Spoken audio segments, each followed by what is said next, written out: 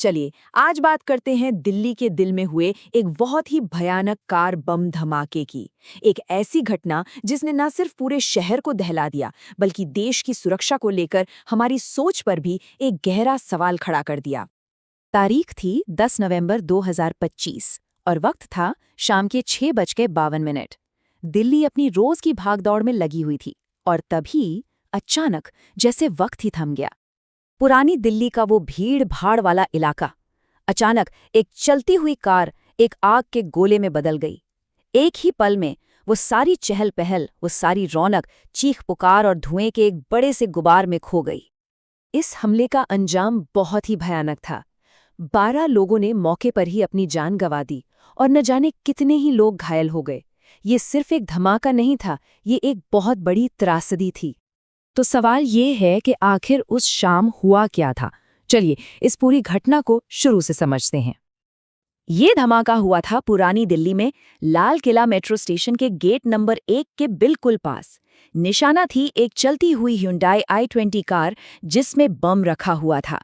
धमाका इतना जबरदस्त था कि 12 लोगों की मौत हो गई, आसपास की कई गाड़ियां जलकर राख हो गईं और पास की इमारतों की दीवारें तक हिल गईं। और जब जांच शुरू हुई तो ये साफ हो गया कि ये कोई हादसा नहीं बल्कि एक पूरी प्लानिंग के साथ की गई साजिश थी। सीसीटीवी फुटेज ने इस कार का पूरा सफर रिकॉर्ड कर लिया था।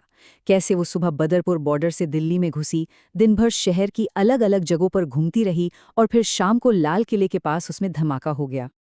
जाहिर है इतने बड़े हमले के बाद देश की सबसे बड़ी जांच एजेंसियां फौरन हरकत में आ गईं। अब हर तरफ सुरागों की तलाश शुरू हो चुकी थी। बिना कोई वक्त गंवाए इसे एक आतंकवादी हमला घोषित कर दिया गया। मामला इतना गंभीर था कि इसकी जांच का जिम्मा नेशनल इन्वेस्टिगेशन एजेंसी यानी NIA को दिया गया और साथ ही UAPA जैसे सख्त आतंकवादी विरोधी कानून भी तुरंत लागू कर दिए गए। अब ये जो UAPA है, ये एक बहुत ही सख्त कानून है। ये नेशनल सिक्योरिटी से जुड़े मामलों में जांच एजेंसियों को काफ़ी स्पेशल पावर्स देता है। तो इसका लगना ही अपने आप में ये बता रहा था कि सरकार इस मामले को कितनी गंभीरता से देख रही है। NIA के सामने कई बड़े सवाल थे। फोरेंसिक टीमें मलबे की जांच कर रही थी, ये पता लगाने के लिए कि क्या इसमें अमोनियम नाइट्रेट जैसे किसी हाई ग्रेड एक्सप्लोजिव का इस्तेमाल हुआ था। हजारों घंटों की CCTV फुटेज को खंगाला जा रहा था और एक थ्योरी ये भी थी कि शायद ये बॉम्ब अपने तय वक्त से पहले ही फट गया। लेकिन जैसे जैसे जांच आगे बढ़ रही थी, एक ऐसा सच सामने आने वाला था जिसने सबको हैरान करके रख दिया। एक ऐसा सच जिसने आतंकवाद की एक बिल्कुल नई और डरावनी तस्वीर हमारे सामने रखी। तो सबसे बड़ा सवाल यही था कि आखिर इस हमले के पीछे था कौन, और इसका जो जवाब मिला वो वाकई किसी की कल्पना से भी परे था। जांच में जो खुलासा हुआ वो सचमुच में चौंकाने वाला था। ये किसी आम आतंकी गुट का काम नहीं था, बल्कि इसके पीछे एक व्हाइट कॉलर टेरर मॉड्यूल का हाथ था। मतलब इसमें डॉक्टर जैसे पढ़े लिखे प्रोफेशनल लोग शामिल थे। वो लोग जो अपनी सामाजिक हैसियत का इस्तेमाल देश के खिलाफ एक बहुत बड़ी साजिश रचने के लिए कर रहे थे। और तो और इस मॉड्यूल के तार सीधे सीधे जैश-ए-मोहम्मद जैसे बड़े आतंकी संगठनों से जुड़े हुए मिले।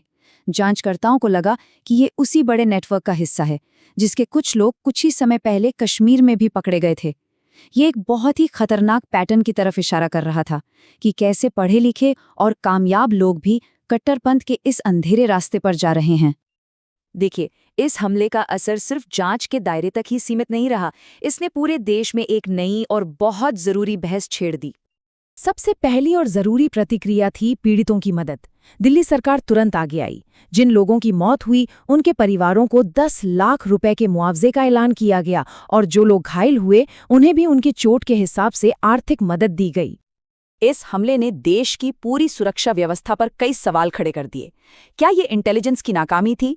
हमारी सुरक्षा तैयारियों में कहाँ चूक रह गई? इन सब पर जोरदार बहस छिड़ गई। देश के सभी बड़े शहरों में सुरक्षा बढ़ा दी गई, लेकिन सबसे बड़ी चिंता का विषय ये था कि देश के अंदर ही पढ़े लिखे लोग कट्टरपंथी की तरफ क्यों और कैसे झुक रहे हैं। तो इस पूरी घटना के बाद अब सवाल ये उठता है कि आगे का रास्ता क्या है? अधिकारियों के सामने अब क्या-क्या चुनौतियां हैं? अधिकारियों के सामने अब आगे का रास्ता बिल्कुल साफ है। पहला काम, NIA को इस पूरे नेटवर्क की फंडिंग और सप्लाई चेन की तह तक जाना होगा। दूसरा, फॉरेंसिक रिपोर्ट से ये पता लगाना होगा कि ये एक सुसाइड अटैक था या इसे रिमोट से ऑपरेट किया गया था। तीसरा, सभी सार्वजनिक जगहों पर सुरक्षा और बढ़ाई जाएगी। चौथा, कट्टरपंथ पर नजर रखने के लिए नई नीतियों पर काम होगा। और हाँ, सबसे जरूरी, आम लोगों को भी और ज्यादा सतर्क रहने के लिए कहा जाएगा, क्योंकि सुरक्षा हम सबकी एक साझा जिम्मेदारी है। लेकिन यह हमला अपने पीछे एक बहुत बड़ा और गंभीर सवाल छोड़ गया है।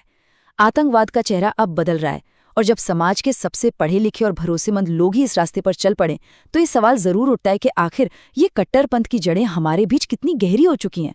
और शायद इसी सवाल का जवाब ढूंढना ही हमारे समय की सबसे बड़ी चुनौती है।